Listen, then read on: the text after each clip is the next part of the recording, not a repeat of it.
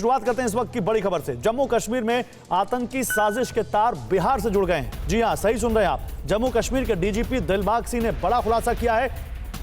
दिलबाग सिंह ने बताया कि जम्मू कश्मीर में एक्टिव आतंकी संगठन बिहार से हथियार ला रहे हैं। लश्कर-ए-मुस्तफा के कमांडर हिदायतुल्लाह ने पूछताछ में बताया कि वो बिहार के छपरा से पिस्तौल लेकर कश्मीर आया था। पाकिस्तान बॉर्डर पर सख्ती के बाद बिहार आतंकी हथियारों के लिए नया अड्डा बन गया है।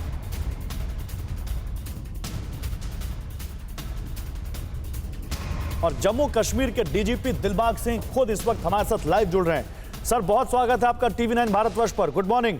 देखिए, आपने जो कल बड़े खुलासे किए उसके बाद देश में एक बड़ी बहस छिड़ गई है कि ये आतंकी संगठन क्या, जिस तरह से आपने या सुरक्षा बलों ने इनकी कमर तोड़ी है, अब नए नए मॉड्यूल ढूंढ रहे हैं। आपने जो जम्मू के जो घटना हुई, जिस तरह से आईडी वहां पर मिला, सबसे पहले तो आपको इस बात के लिए यहां पर बधाई कि आपकी टीम ने बड़ा अच्छा काम किया और एक बड़ी आतंकी घटना होते होते टली। लेकिन इसके बारे में जो आपने जानकारियां दी वो बहुत चौंकाने वाली हैं सर। जी बिल्कुल सही बात है। ये जो टेरर नेटवर्क जो पाकिस्तान में जहां पर जम्मू कश्मीर में फैलाया है, इसके तार पाकिस्तान, पीओके और इसके अलावा जम्मू कश्मीर के अलग खित्तों में जो इनके टाउट काम कर रहे हैं, उसके अलावा अभी इन्होंने पंजाब के अंदर कुछ जगहों पे जो स्कूल के बच्चे या कॉलेज के बच्चे पढ़ते हैं उनको इस नेटवर्क में शामिल किया है।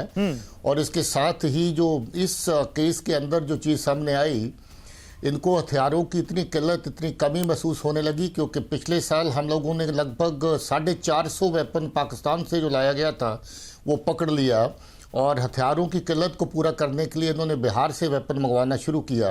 उसमें एक सोर्स इनका चंडीगढ़ में जो हमने पकड़ा, मुश्ताक छपरा का रहने वाला, उसके भाई को भी इस्तेमाल किया गया, जावेद को। छपरा से 7 पिस्टल वहां से ला करके स्मगल करके इधर लाए गए और इन्होंने आतंकियों को आगे बांटे।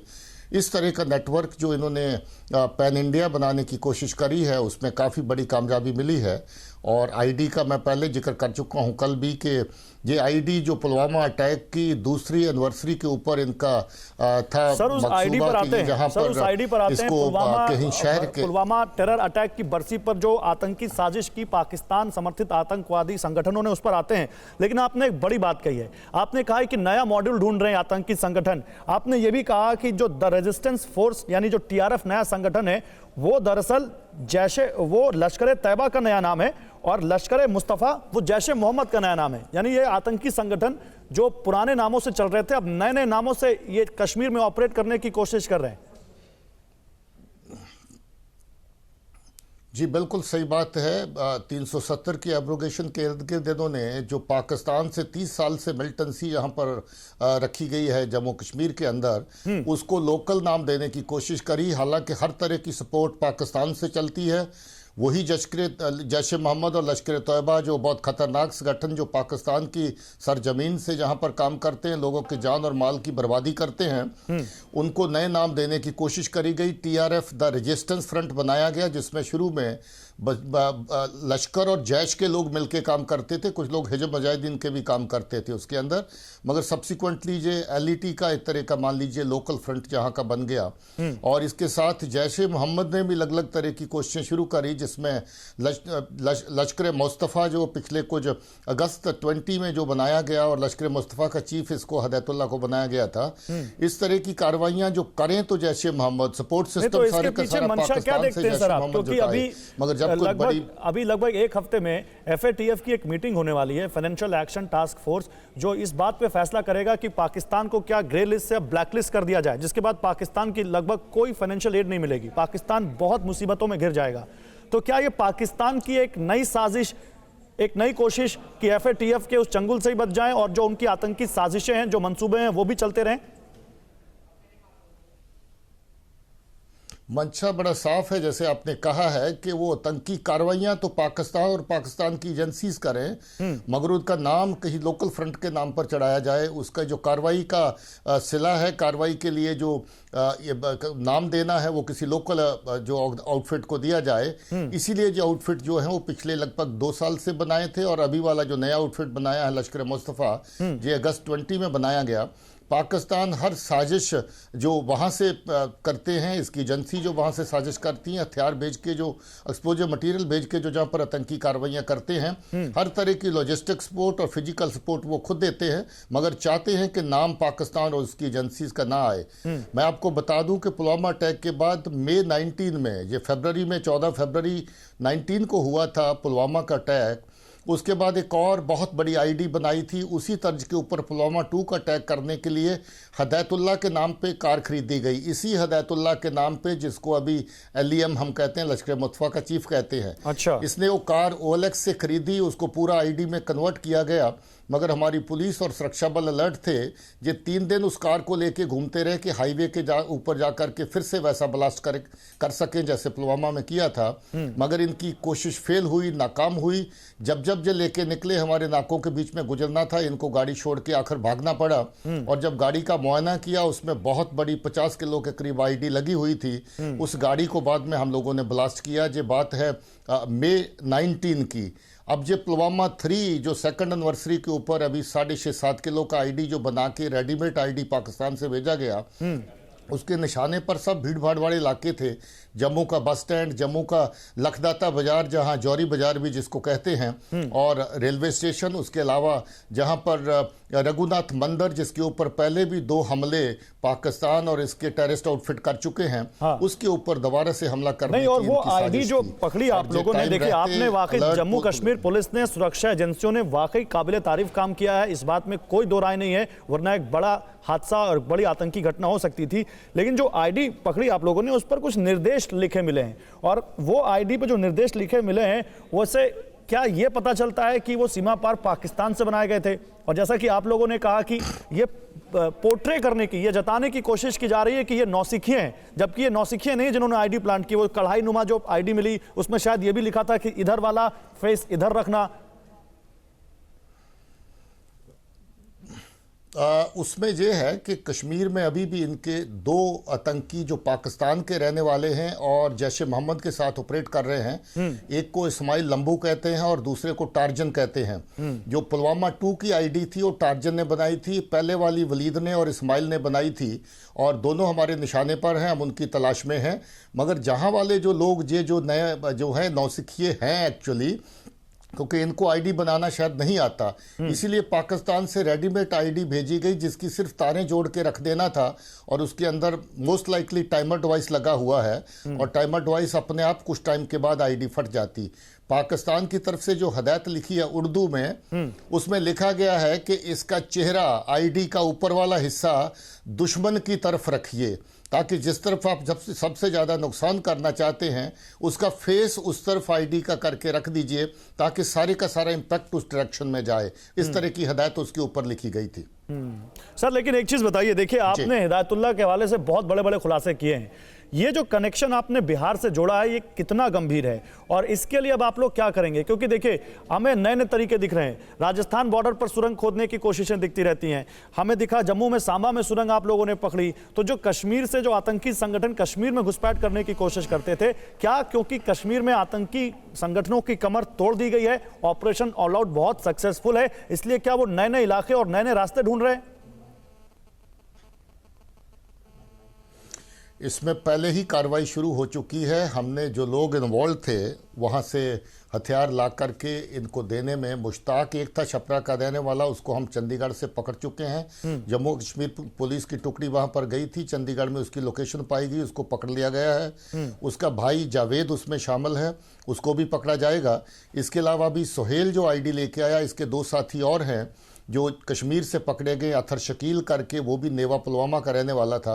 अब देखिए बार बार पुलवामा टैब के साथ पुलवामा के ही तार जुड़ते हैं। ये दोनों आतंकी जो पकड़े गए, सोहेल ये पुलवामा का रहने वाला है, नेवा पुलवामा का, और इसका साथी जो इसको रिसीव करने वाला था, जब ये जहाँ पर आईडी अटैक करने के बाद कश्मीर जाता फ्लाइट लेके, इसको अल बदर के नाम से इस आईडी को ओन करना था कि अल बदर ने जो बहुत बड़ा धमाका, बहुत बड़ी आतंकी कार्रवाई करी है, और उसके साथ ही इसको अल बदर का कमांडर साउथ कश्मीर के लिए बनाना था, जिसको हमने पहले ही पकड़ लिया। सो इसका दूसरा साथी जो अथर शकील है, वो भी नेवा पुलवामा का रहने वाला, वो भी पकड़ा जा चुका है। और तीसरा साथी भी कल रात को हमने गिरफ्तार कर लिया है। इनका पूरा नेटवर्क जिस जिस तरफ चल रहा है, हमारा कार्रवाई भी उसी तरफ चल रही है और मुझे उम्मीद है कि हम इसकी जड़ तक पहुंचेंगे।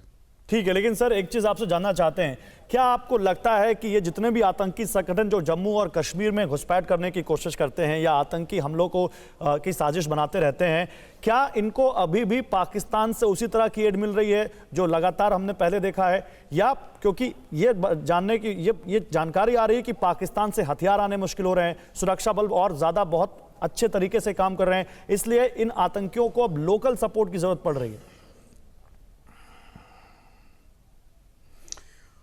पाकिस्तान की गतिविधियां, पाकिस्तान की सपोर्ट, लॉजिस्टिकल सपोर्ट और मॉरल सपोर्ट पहले से ज़्यादा बढ़ाने की कोशिश की है उन्होंने। 19 के अंदर सिर्फ 175 वेपन, 175 वेपन पाकिस्तान की तरफ से आए जो हमने पकड़े, मगर के 2020 के अंदर 450 वेपन आए। मगर बड़ी बात यह है कि पुलिस और सुरक्षा बलों ने 450 यानी आप कह रहे हैं लगभग 2.5-3 गुना पाकिस्तानी हथियारों की संख्या बढ़ गई 19 के मुकाबले 2020 में। जी, मगर बात यह है कि जितनी उन्होंने बढ़ा दी उससे कहीं ज्यादा रिकवरी का रेट हमारा बढ़ गया। हमने 450 वेपन पकड़ा है जो पाकिस्तान से भेजा गया, जबकि आतंकियों की गिनती पहले से कम हुई है। आतंकी संगठन जो है उनको बहुत बड़ा नुकसान हो चुका है। नई रिक्रूटमेंट अब धीरे धीरे नीचे जा रही है। नए बच्चे सरेंडर करके वापस लौट रहे हैं। चलते हुए एनकाउंटर से पुलिस और सुरक्षा बलों के ऊपर भरोसा करके हथियार डाल करके वो सरेंडर कर रहे हैं। और मुझे लगता है कि पाकिस्तान और इसकी एजेंसियों की बौखलाहट ये है कि ज़्यादा से ज़्यादा लोगों को रिक्रूट किया जाए। अब तो ये हो गया कि जब वेपन स्मगल करने के और जरिए नहीं मिले तो ड्रोन के जरिए से वेपन भेजे जा रहे हैं। लगभग 30 सॉटीज अभी तक ड्रोन के जरिए हथियारों की आ चुकी हैं। 2020 के अंदर 30 सॉटीज ड्रोन के जरिए वेपन ड्रॉप करने की जो हमारे पास रिपोर्ट। अच्छा, मैं आपसे एक सवाल और लेना चाहता हूं। 24 सॉटीज के हथियार हम पकड़ चुके हैं। बहुत अच्छी बात है सर, हम उम्मीद करते हैं कि आप ऐसे उनके आतंकी मंसूबों को नाकाम करते रहे। लेकिन एक सवाल और, आपने कहा कि जो कश्मीर के बच्चे हैं उनको बरगलाने की कोशिश करते हैं आतंकी संगठन, लेकिन अब वो उतना कामयाब नहीं हो पा रहे हैं। तो ये क्या ये मॉडल केवल कश्मीर में है या दूसरे राज्यों में भी है, जो कश्मीर के बच्चे बाहर पढ़ते हैं?